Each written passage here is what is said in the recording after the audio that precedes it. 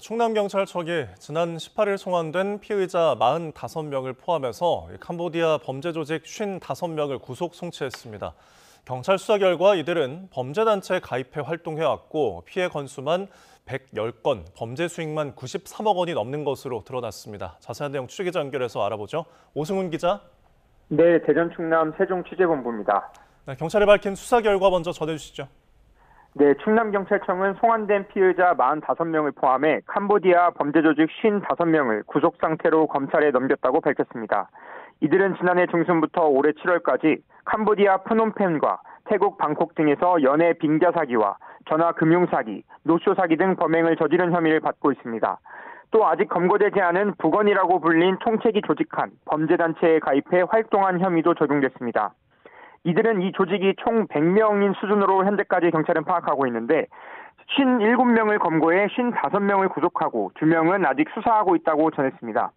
현재까지 확인한 피해 건수는 110건, 범죄 수익은 93억 원으로 조사됐습니다.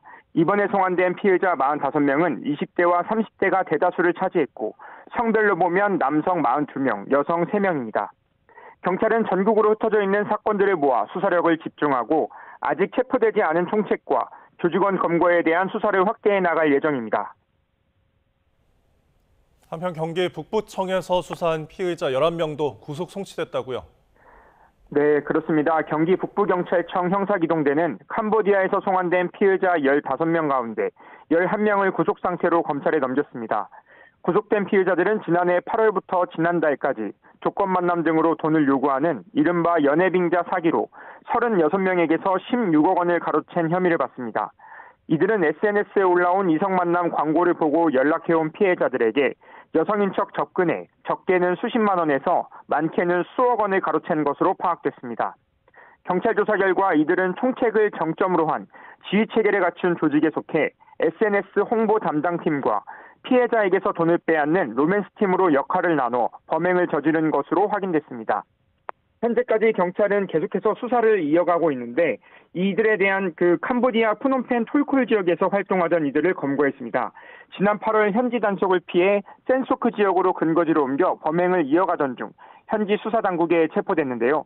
피해자들은 SNS 구직 광고나 다른 조직원을 통해 범죄단체에 가입했고 자신이 하는 일이 사기인 것을 알고도 범행을 계속했다고 경찰에 진술했습니다.